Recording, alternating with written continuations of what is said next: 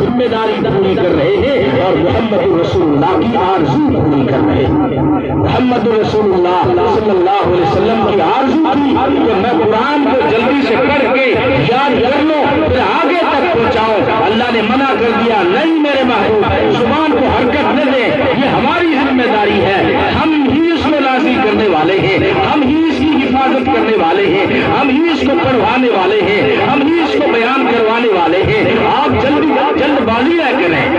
اللہ نے جو حفاظت کی ذمہ داری لی تھی اور محمد رسول اللہ صلی اللہ علیہ وسلم کی جو آرزو تھی وہ اللہ ان بچوں سے وہ کام لے رہا ہے، ان علماء سے وہ کام لے رہا ہے کہ خود خدا کی ذمہ داری بھی یہ پوری کر رہے ہیں اور محمد رسول اللہ صلی اللہ علیہ وسلم کی آرزو بھی یہ پوری کر رہے ہیں۔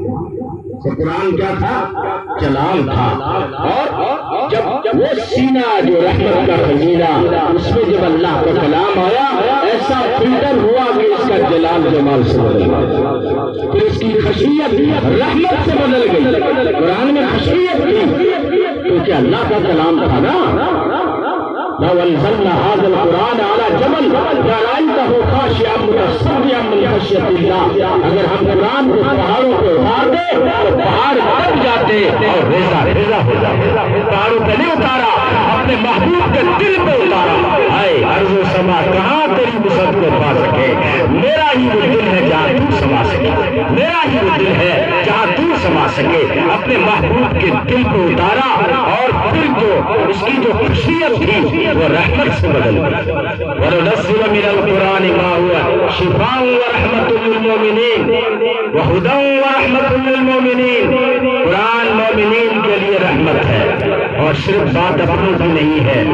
مشرکین مکہ نے خانہ کعبہ کا غلاف پکڑ کے دعا کی تھی، الہ العالمین اللہم ان کان ھذا هو الحق من عندک فامطر علینا حجارۃ من السماء او ائتنا بعذاب الیم۔ الہ العالمین اگر تیرا قرآن سچا ہے تو پھر آسمانوں سے ہم کو پتھروں کی بارش برسا یا کوئی دردناک عذاب بھیج دے۔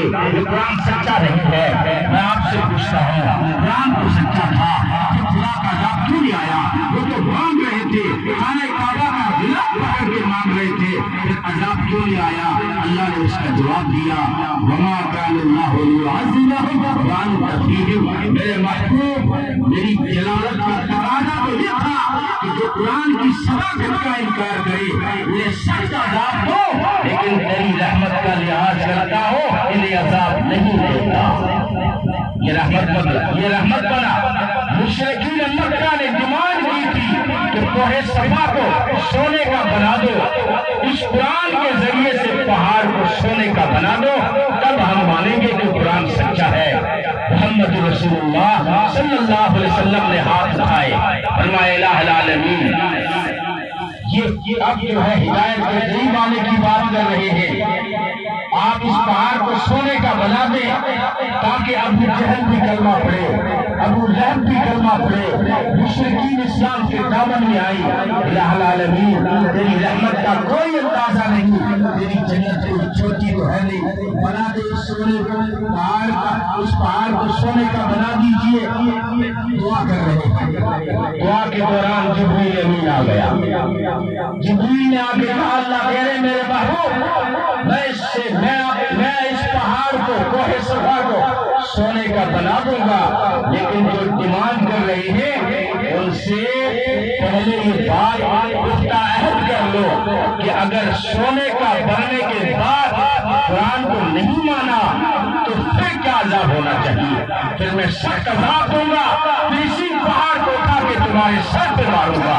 منظور ہے؟ دیکھیے نا، اسی لیے تو کہا گیا نا وما ارسلناک الا رحمۃ للعالمین۔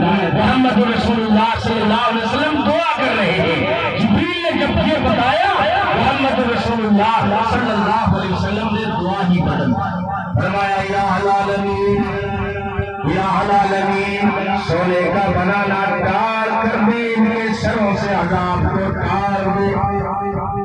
رحمت للعالمین، تو رحمت قرآن رحمت بنا، اور وہ سینہ جو رحمت کا خزینہ جس میں جب قرآن آیا تو تو پھر اس کی خشیت رحمت سے بدل گئی اور اس کی جو ہیبت تھی وہ برکت سے بدل گئی.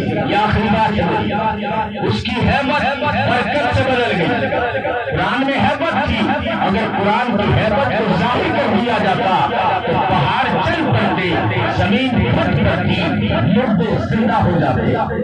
مشرکین نے یہ بھی ڈیمانڈ کی تھی کہ وَلَوْ أَنَّ قُرْآنًا سُيِّرَتْ بِهِ الْجِبَالُ أَوْ قُطِّعَتْ بِهِ الْأَرْضُ أَوْ كُلِّمَ بِهِ الْمَوْتَىٰ بَلْ لِلَّهِ الْأَمْرُ جَمِيعًا. مشرکین مکہ نے ڈیمانڈ کی, اے محمد صلی اللہ علیہ وسلم, اگر قرآن سچا ہے تو اس قرآن کے ذریعے سے تم پہاڑوں کو چلا کے دکھاؤ, دھرتی کو پھاڑ کے دکھاؤ, یہاں سے چشمے جاری کرا کے دکھاؤ, اور ہمارے باپ دادا جو مر گئے اس قرآن کے ذریعے سے ان کو زندہ کر کے دکھاؤ. کیا جواب دیا ہے الہ العالمین نے؟ فرمایا بے وقوفو, کیسی ڈیمانڈیں کرتے ہو, اتنی ہلکی ڈیمانڈیں, وہ بھی قرآن سے. تم کیا جانو قرآن کی طاقت کیا ہے؟ اتنی ہلکی ڈیمانڈیں لے کے آگے کہ پہاڑوں کو اپنی جگہ سے جو ہے چلا دے, ہٹا دے. ارے پہاڑ کو اپنی جگہ سے ہٹانا آسان ہوتا ہے, کسی کی عادت کو بدلنا, کسی کی طبیعت کو بدلنا بڑا مشکل ہوتا ہے. جبل قرآن نے لیکن یہ کر کے دکھایا کہ وہ طبیعتیں جو کفر پہ جمی ہوئی تھی اور شرک پہ سبھی ہوئی تھی اور ظلم پہ اٹھی ہوئی تھی, اس کو قرآن نے وہاں سے ہٹا کے صراط مستقیم پہ لگا دیا.